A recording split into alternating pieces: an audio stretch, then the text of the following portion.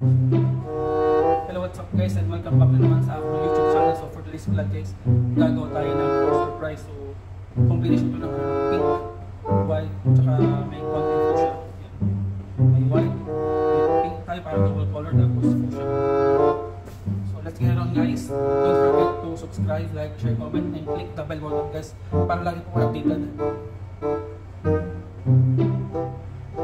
Well guys, umpisa na natin. So kukuha na ako ng pang-wrapping guys. Yan, ito yung pang-wrapping natin white, tsaka syempre sasamahan ko siya ng medyo may pink siya, parang light pink. So don't forget to subscribe guys. Ito, makita nyo ito muna dito sa baba, itong link, itong channel ko yan. Click nyo po yan para lagi po updated. And let's start it. Syempre i-mix natin siya, mix combination.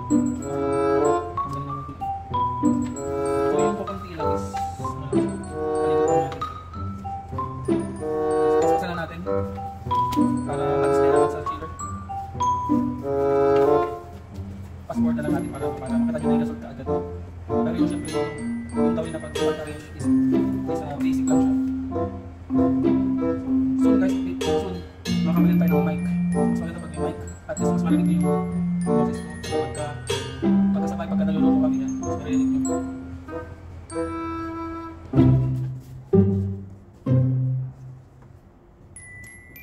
So ano lang siya, one way lang siya. Pag nilagay ko siya is ano siya, one-sided. Sometimes two-sided yung pag-nilagay. Kalat lang natin. So mix lang natin. Konting ikot. Para di matakpan yung ano, yung mga flowers.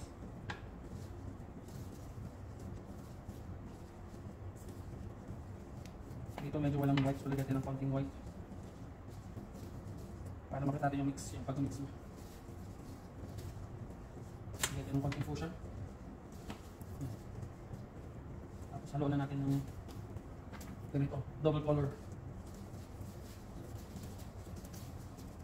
Yan guys, tsaka guys, please support this channel guys para at least mas marami makapanood at mas makilala ang ating channel. Siyempre mas gaganda yung natin, mas gaganda yung pag-content natin dahil ito sa support nyo.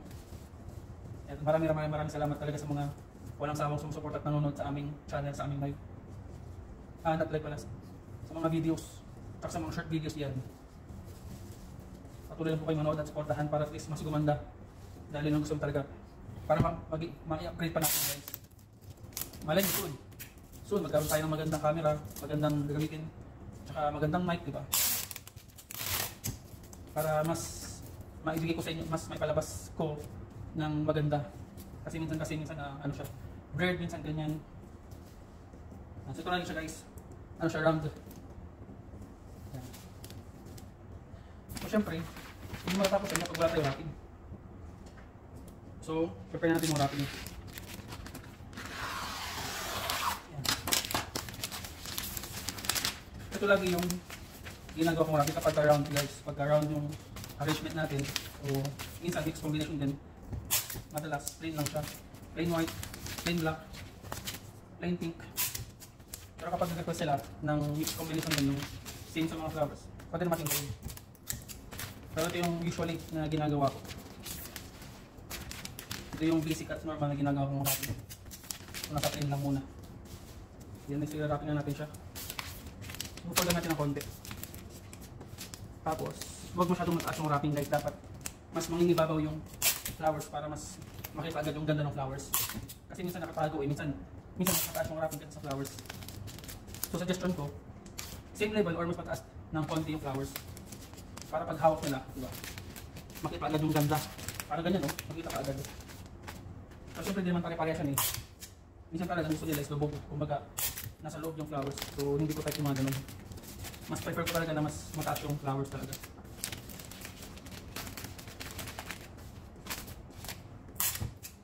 Para mas, diba, mas makita yung ganda.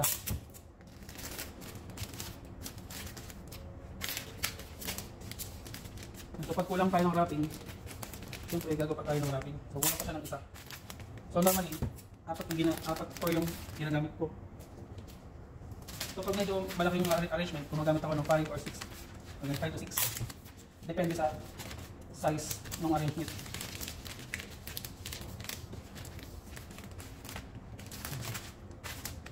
Diba? Mas maganda siya tingnan kapag nakalabas yung flowers. Siyempre, gagawin natin ng same din. Same pink. Pink wrapping, pink ribbon siyempre. Ito yung ribbon natin gagamitin natin. Pink, all pink guys.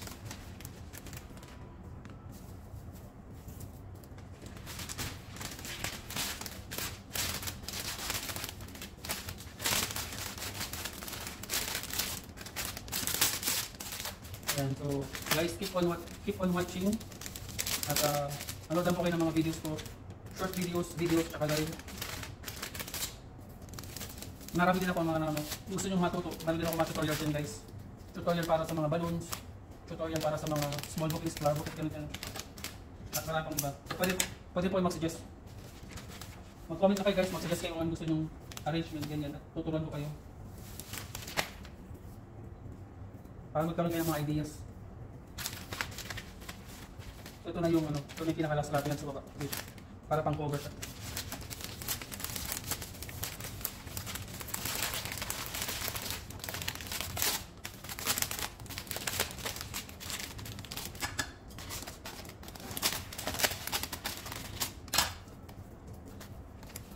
Yung pang cover sa baba.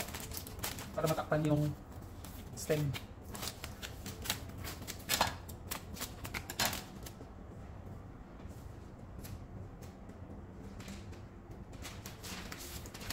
Fast forward natin para makita natin agad yung result.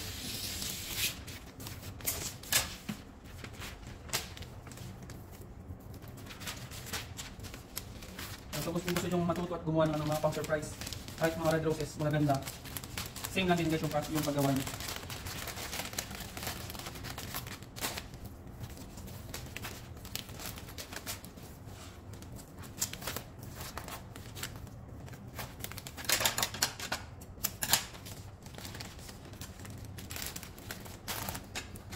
So after niya, syempre, yung ribbon, nalunan nun. Ilagay muna natin yung special na para mas gumanda yung wrapping.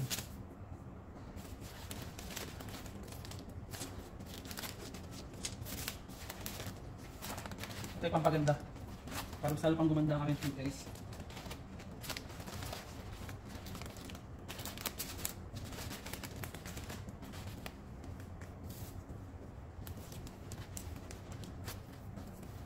Yan. Tapos ilagay siya ng ribbon, pink na pink. Yan, magandang combination guys, tingin naman, maganda yung mga paper roses natin, maganda rin yung wrapping. Tsaka syempre, siya, all white and pink.